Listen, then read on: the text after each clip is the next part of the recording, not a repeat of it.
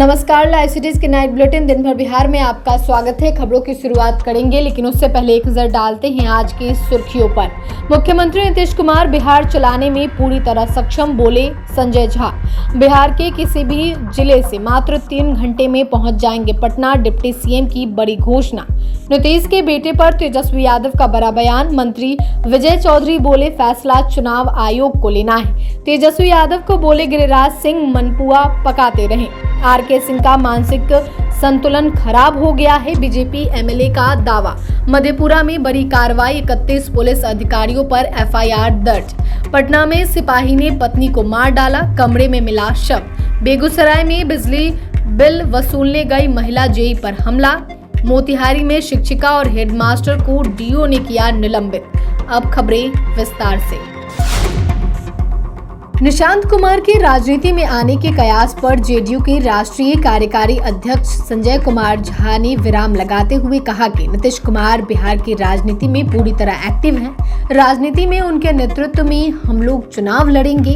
और वहीं double engine की सरकार ने सड़क, बिजली, पीने का पानी, सबका इंतजाम बिहार में कर दिया है।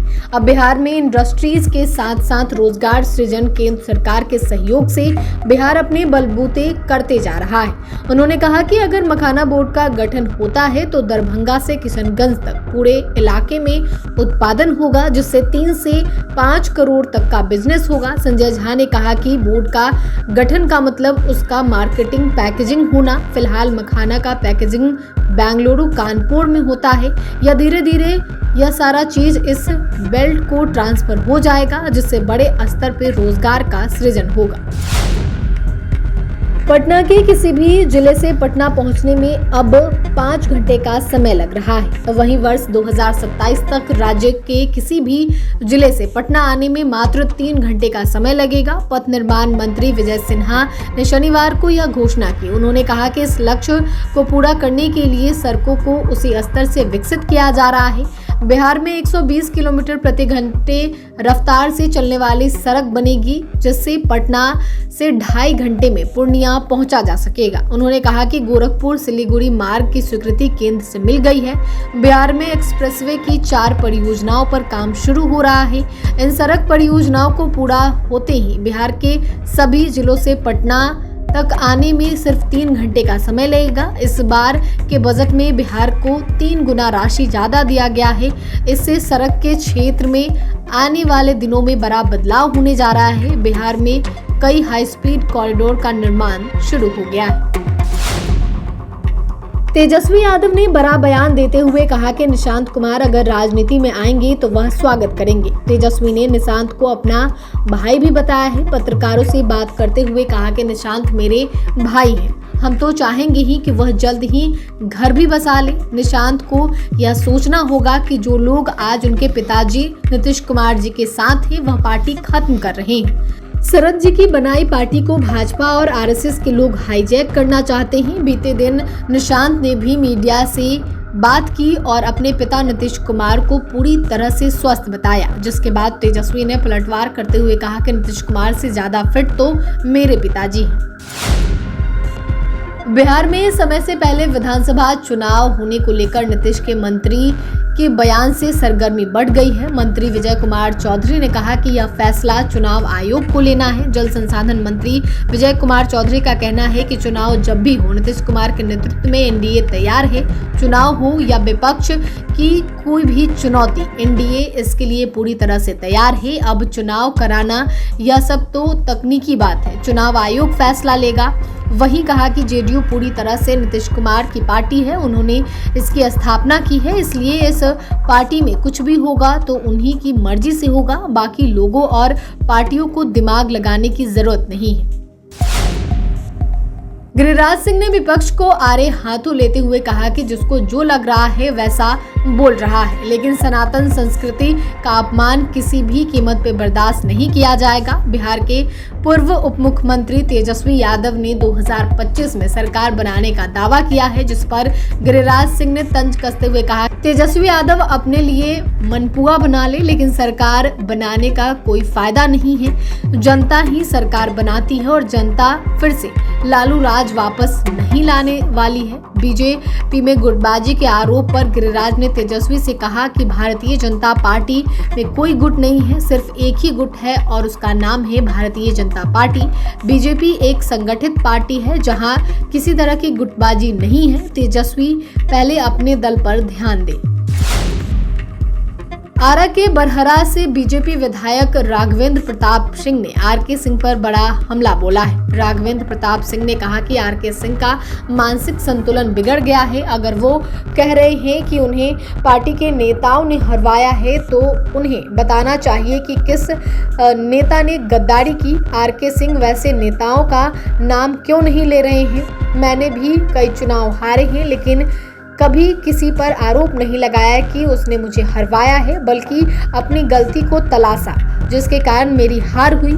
आरके सिंह ऐसा करने के बजाय दूसरों पर आरोप लगा रहे हैं। दूसरों पर आरोप लगाने से पहले अपने अंदर झांकना चाहिए। उन्हें नाम बताना चाहिए कि किसने पवन सिंह को पैसा देकर चुनाव लड़वाया था। आरके सिंह को ज्यादा व्याकुल नहीं होना चाहिए। राजनीति में ज्यादा व्याकुल होने पर आदमी और नीचे फिसलता जाता है। मधेपुरा जिले में तबादले के बावजूद अपनी जगह तैनात हुए अधिकारियों को केस फाइल न सौंपने के मामले में 31 पुलिस अधिकारियों के खिलाफ प्राथमिकी दर्ज की गई है। पुलिस के अनुसार बार बार याद दिलाने के बावजूद अधिकारियों ने अपने उत्तराधिकारियों को फाइलें नहीं सौंपी, जिससे कई मामलों की जांच अधर में लटक रही है। पुलिस विभाग के एक बयान के मुताबिक कई महत्वपूर्ण मामलों की जांच रुकी हुई थी, क्योंकि जिन अधिकारियों का तबादला हो गया था उन्होंने केस फाइलें सौंपने में लापरवाही बरती। इससे न्यायिक प्रक्रिया बाधित हो रही और मामलों के निपटारे में देरी हो रही थी। इस लापरवाही को गंभीर मानते हुए संबंधित अधिकारियों के खिलाफ भारतीय संहिता BNS की विभिन्न धाराओं के तहत मामला दर्ज किया गया है।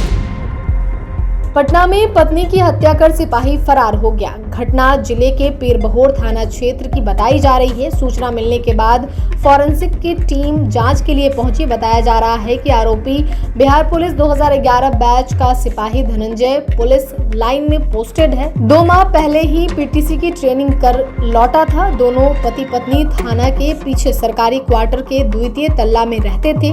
किसी बात को लेकर विवाद हुआ था। विवाद के बाद सिपाही पर गला दबाकर हत्या करने का आरोप लगा है। मृतक का शव बंद कमरे का ताला तोड़कर निकाला गया। पुलिस ने शव को पोस्टमार्टम के लिए भेज दिया है। जानकारी के अनुसार 2 दिन पहले पति पत्नी प्रयागराज महाकुंभ से स्नान करके लौटे थे। एक 5 साल की बच्ची है जिसे कुंभ जाने से पहले नानी के घर पहुंचा दिया था।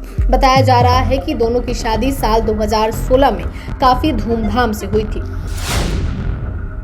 बेगूसराय में बिजली का बकाया बिल जमा नहीं करने पर बिजली कनेक्शन काटे जाने पर भारी बवाल मचा। इस घटना से नाराज कुछ उपभोक्ताओं द्वारा विभाग के कर्मियों को बंधक बनाकर मारपीट करने और महिला जेई को भी बंधक बनाकर गाली गलौज करने का मामला सामने आया है। इस मामला में बिजली मिस्त्री किसी तरह भागकर जान बचाई। वहीं महिला जेई द्वारा 4 लोगों के खिलाफ मामला थाने में दर्ज कराया गया है। घटना लाखों थाना क्षेत्र की है। बिजली विभाग की टीम बड़े बिजली बिल बकायेदार के यहां वसूली के लिए गई थी, जिनके द्वारा राशि नहीं दी जा रही थी या कोई भी रिस्पॉन्स नहीं दिया जा रहा था। उनका कनेक्शन काटने की कार्रवाई की गई। मोतिहारी में कोटवा प्रखंड क्षेत्र के अहिरौलिया पंचायत अंतर्गत राजकीय उत्क्रमित मध्य विद्यालय में शिक्षिका और हेडमास्टर को जिला शिक्षा पदाधिकारी ने निलंबित कर दिया है। दरअसल स्कूल में दोनों के बीच मोबाइल फोन छीना झपटी किया गया था। CO मोनिका आनंद और थाना अध्यक्ष राजरूप राय द्वारा इस मामले में हस्तक्षेप कर समझाने बुझाने के बाद भी मामला शांत नहीं होता दिखा, जिसमें स्कूल की शिक्षिका अपनी मोबाइल फोन हेडमास्टर से मांग रही थी और हेडमास्टर बार बार कहने के बावजूद भी मोबाइल नहीं देने पर अड़े हुए थे। इस मामले में शिक्षिका का आरोप था कि वह MDM का वीडियो बना रही थी।